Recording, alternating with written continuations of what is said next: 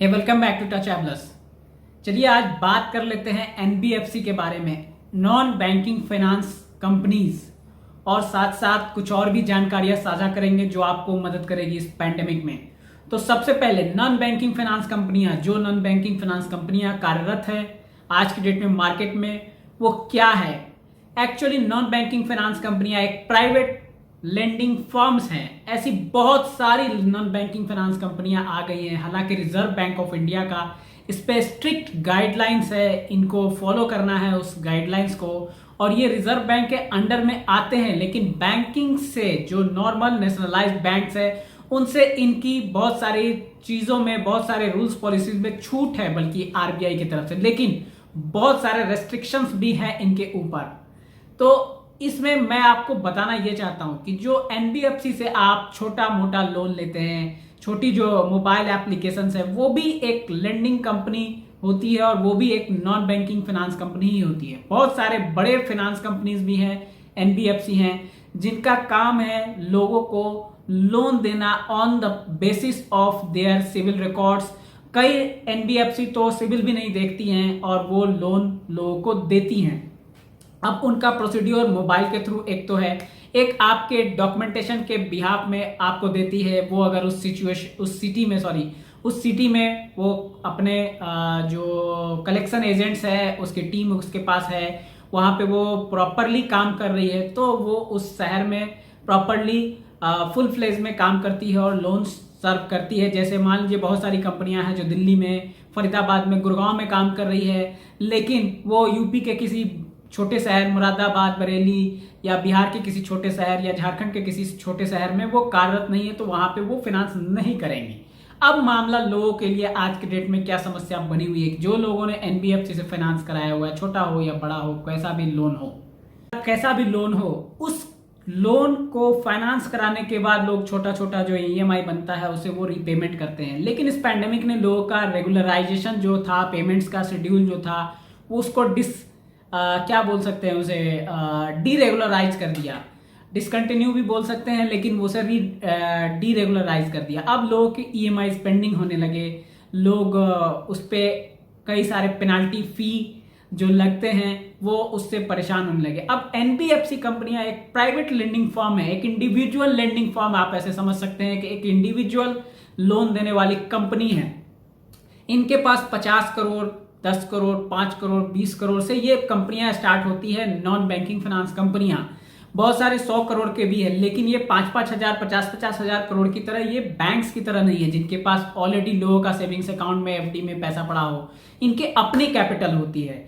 कई केसेस में इनके पास ऑलरेडी बैंक से ऑलरेडी एनबीएफसी जो हैं वो खुद फाइनेंस रहती हैं, बैंक से फाइनेंस लेती हैं और उस फाइनेंस को फिर फाइनेंस करती हैं दूसरे को। मान के चलिए कि 50 करोड़ रुपया उसने किसी बैंक से फाइनेंस करा लिया, वैसी पार्टी होती है, तो उन्होंने फाइनेंस करा लिया और उन्होंने रिजर्व बैंक ऑफ इंडिया से एनबीएफसी का लाइसेंस ले लिया, और वो फाइनेंस कराने के बाद अब वो एनबीएफसी बन गई और लोगों को छोटे छोटे लोन बांटना शुरू कर दिया। इन्होंने कई सारे लोगों को फाइनेंस करती है, ऑटो लोन भी दे देती है, इलेक्ट्रॉनिक्स लोन देती है, कंज्यूमर ड्यूरेबल्स का लोन देती है, बहुत सारे लोन देती है, छोटे लोन्स करती है। ये किसी को भी 20, 25, 50 लाख का लोन ये नहीं करती हैं यूजुअली। तो अब ये एनबीएफसी कंपनियां क्या है, ये तो इंडिविजुअल लेंडिंग इंस्टीट्यूशन है, प्राइवेट लेंडिंग इंस्टीट्यूशन है। तो ये छोटे छोटे लोन धारकों को, या बड़े लोन धारक इनके पास होते ही क्या है, 5 लाख 10 लाख रुपए से ज्यादा के लोन धारक इनके पास होते नहीं, मतलब बोरोवर्स इनके पास होते नहीं, क्योंकि इतने से ज्यादा फाइनेंस ही नहीं करते हैं। तो अब इनके ऊपर क्या करते हैं, इनसे वसूली कैसे करते हैं, अपना कमाई मोटा कैसे करते हैं। तो आप जब डिसकंटिन्यूएशन करते हैं लोन के रीपेमेंट में, तो ये क्या करते हैं, उस पर चार्जेस लगाते हैं, अनाप शनाप चार्जेस लगाते हैं। 500 की जगह 1500 रुपए लोगों को चार्जेस लगा देते हैं, 2-2 हजार रुपए पेनाल्टी लगाएंगे, चार्जेस लगाएंगे। अब इनका तो अपना हाथ है ना, अपने खाते में चढ़ा देना है ना। यूजुअली अनसिक्योर्ड लोन में ये सबसे ज्यादा होता है, अपने हाथ से चढ़ा देना है। तो कंप्यूटराइज सिस्टम में चढ़ा दिया आपके नाम पर, भैया आपका ये ईएमआई 23 तारीख को बाउंस किया, मतलब इन द सेंस आपने नहीं पे किया। अगले दिन 24 तारीख को 11 बजे जब आपके पास मैसेज आएगा, तो आएगा आपके ऊपर 2000 रुपया, 1500 रुपया, 1800 रुपया आपको फाइन लग गया। अब आप पेमेंट नहीं कर रहे हैं 2 दिन 4 दिन, उसका कुछ बना देते हैं सिम्टम्स कि उसके 2 दिन 4 दिन के बाद हर दिन के हिसाब से फिर वो आपको चार्जेस उसमें ऐड ऑन करने लगेंगे। तो ये इस तरह से लोगों को लूटते, चूसते और बर्बाद करना चाहते हैं। अब ऐसे में लोग बहुत परेशान हैं। कई लोगों का मैसेज मेरे पास आया हुआ है कि भैया एक एक पर्सनल लोन पे 6,000 रुपये महीने में चार्ज लगा दिए। वो भी उन्होंने एक नेशनलाइज प्राइवेट बैंक की चर्चा की थी। अगर वो सरकारी बैंक की बात होती तो बात होती। तो अब आपको प्राइवेट जो एनबीएफसी वाले हैं वो क्या है, उनका तो भैया अगर 10, 20, 25, 50,000 का भी अगर उनका लेंडिंग लोन है किसी बोरोवर को दिया गया, उस पे तो वो 1500, 2,000 रुपए एक दिन में चार्ज लगा देते हैं और उसके बाद उसमें पेनल्टीज जोड़ते हैं। करते करते 10-15 हजार तो वो 2 महीने 1.5 महीने में वो ऐसे ही कर देंगे इस पेनाल्टी का चार्ज। लोग परेशान और इसी से तबाह सबसे ज्यादा है। तो आज हमारा यही इस पे डिस्क्लोजर है कि ऐसे लोन जो बोरोवर्स जो एनबीएफसी के जाल में फंस चुके हैं उन्हें करना क्या चाहिए।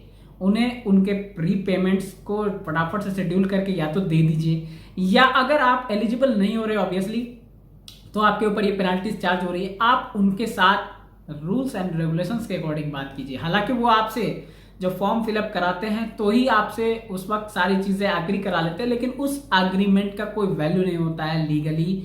वो बकवास है, उसमें अनाप शनाप कोई भी चढ़ देगा। ऐसी कई सारी लेंडिंग कंपनियां बंद हो चुकी हैं इंडिया में जो अनाप शनाप लोगों को परेशान करती थी। नई लोन लोग देते थे, उसका रिपेमेंट करते थे तो लोग उन्हें परेशान करना चाहती थी, उनको हरास करना चाहती थी, तो उनके ऊपर 2-4 केस लगा और वो कंपनियां ही आउट ऑफ द मार्केट और दुनिया से गायब हो गई।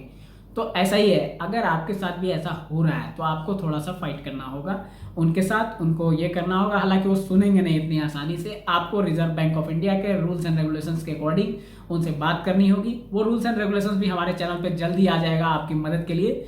आप उनको रीपेमेंट्स अगर कंटिन्यूएशन में है तो करते जाइए, अगर डिसकंटिन्यू हो गया है 3-4 और आपके ऊपर पेनाल्टी चार्ज हो गई तो अब आप उनसे सबसे पहले कहिए कि भैया मेरा ये वेव ऑफ करोगे तभी मैं पेमेंट कर पाऊंगा। अब आपको वो क्या करेंगे, ये पेमेंट्स को कलेक्ट करने के लिए अपने सड़क छाप एजेंट्स भेजते हैं। आपने अगर इसके पहले रिकवरी एजेंट वाला वीडियो नहीं देखा है तो जरूर देख लीजिए, आपके लिंक में ऊपर आ भी रहा है। तो सड़क छाप एजेंट्स भेजते हैं। अब सड़क छाप एजेंट्स की भी मैं कुछ इन्फॉर्मेशन आपको फिर से शेयर कर देता हूँ। सड़क छाप एजेंट्स जो होते हैं वो कमीशन वाले होते हैं, उनके ऊपर एक बड़ा चैनल का एक एजेंसी बैठा होता है। अब वो एजेंसी इन सड़क छाप को उठाता है और रखता है अपने यहाँ, जिनके पास कोई काम नहीं है। आपके लोकेशन के हर लोकेशन के लोगों को वो उठाता है जिनके पास कोई काम नहीं है, बेरोजगार है। यूजुअली ये 19 साल से 30, 35, 36, 38 साल के अंदर के ही रहेंगे। 38 भी बहुत ज्यादा हो गया, 50 साल का यूजुअली ये नहीं रहेगा। अब ये इनका काम क्या है, लोगों को जाके परेशान करना, लोगों को नॉक करना। इन्हें खुद का कानून का ज्ञान है, इन्हें एक ट्रेनिंग दे दी जाती है और हवा में उड़ा दिया जाता है कि तुम भैया जा रहे हो, इस देश के सबसे बड़े ओहदे पर हो और तुम्हें इनसे पैसे का कलेक्शन कर लेना है। इस बोरोवर से इनका पैसा मेरा पैसा इनके यहाँ है, तो उसे जैसे भी हो जो भी साम दाम दंड भेद लगाना है उनसे वसूल करना है। इन्हें गधे होते हैं ये, दैट इज दे आर गधे। बल्कि इनके लिए मेरे पास और भी अलग वर्ड्स हैं, इसके पहले वाले वीडियो को देखेंगे उसमें मैंने आइकन भी दिया है। वो क्या है एक्चुअल में, वो क्या है, तो वो कुछ नहीं है। वो बहुत मतलब मैं समझा नहीं पा रहा हूं आपको कि मैं वो शब्द कैसे इस वीडियो में बोलूं, लेकिन आप समझ लीजिए कि वो गधे भी नहीं है, वो कुछ भी नहीं है, nothing. They are big zero, they don't have any right to knock you. उनके पास एक सर्कुलर होना चाहिए जिसके अकॉर्डिंग उनको आपको नॉक करना है और वो सर्कुलर की उन्हें ट्रेनिंग मिलनी चाहिए। लेकिन वो सर्कुलर की चीज इन्हें देती ही नहीं है। क्यों नहीं देती है भाई? अगर नियम कायदे बता देंगे तो फिर ये अपनी मनमानी कैसे करेंगे, अपना मनमर्जी कैसे चलाएंगे, आप लोगों को परेशान कैसे करेंगे?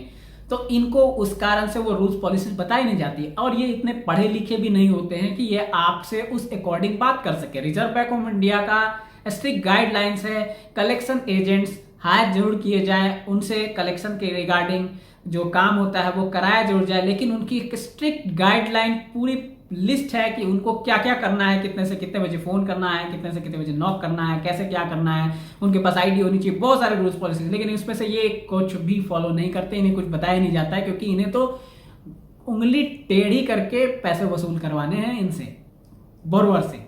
तो अब आपके पास अगर जानकारी है इनसे कैसे हैंडल करना है, इनके रूल्स के बारे में, इनके राइट्स के बारे में, आपके अपने अधिकार के बारे में, अपने राइट्स के बारे में, तो आप बहुत ही आसानी से हैंडल कर लेंगे इन्हें। और नहीं है तो फिर ये आप पर बीस पड़ेंगे, आपके ऊपर हावी हो जाएंगे।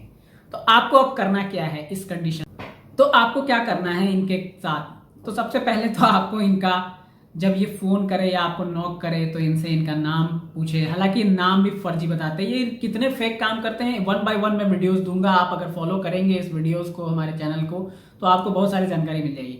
ये क्या करेंगे, आपको एक तो फेक नेम से फ़ोन करेंगे, बकवास करेंगे, आपको इरिटेट करेंगे, आपसे इधर उधर की बकवास की बातें करेंगे। आपको लगेगा कि भाई ये कोई कलेक्शन एजेंट नहीं है, किसी बैंक से फ़ोन नहीं आया है, आपके जैसे कोई डिस्ट्रिक्ट मजिस्ट्रेट का फ़ोन आ गया हो, किसी बड़े ऑफिसर का, आईपीएस ऑफिसर का फ़ोन आ गया हो, सिर्फ बकवास करेंगे। कई बार बोलेंगे आपको कि भाई मैं यहाँ से बोल रहा हूँ, मैं वहाँ से बोल रहा हूँ। कई बार तो ये बोलेंगे कि भाई मैं सीबीआई से बोल रहा हूँ, ये भी बोल देते हैं, या कुछ भी कर सकते हैं। लोगों की ऐसी ऐसी शिकायतें हैं इस इंडिया में इनके बारे में कि आप सोच के दंग रह जाएंगे। तो ये कुछ भी बोल सकते हैं, बकवास करें। तो आपको इनको सबसे पहले इनके बारे में जानकारी लेना है इनसे कि आप कहाँ से बोल रहे हो, क्या नाम है और किस एजेंसी से बोल रहे हो। जब आप इस तरह की बातें करेंगे तो ये हिल जाएंगे, जमीन इनका हिल जाएगा। और बस वहीं से आप इनके ऊपर झंडा गाड़ने में सक्षम हो जाएंगे, बस वहीं से। और आपको भी कुछ क्वेरीज करनी है कि आपको जो फोन करने वाला बंदा है वो कितना जेन्युइन है। इसके अलावा भी बहुत सारी बकवास की बातें हैं जो आपके साथ ये कोऑर्डिनेट करते समय में करेंगे, ऐसे वैसे वैसे वैसे। तो आपको इन सब बातों पे ध्यान नहीं देना है, बस आपको अपनी जो रिक्वायरमेंट है उसके रिगार्डिंग उनसे पूछनी है तो पूछो, नहीं पूछनी है तो नहीं पूछो।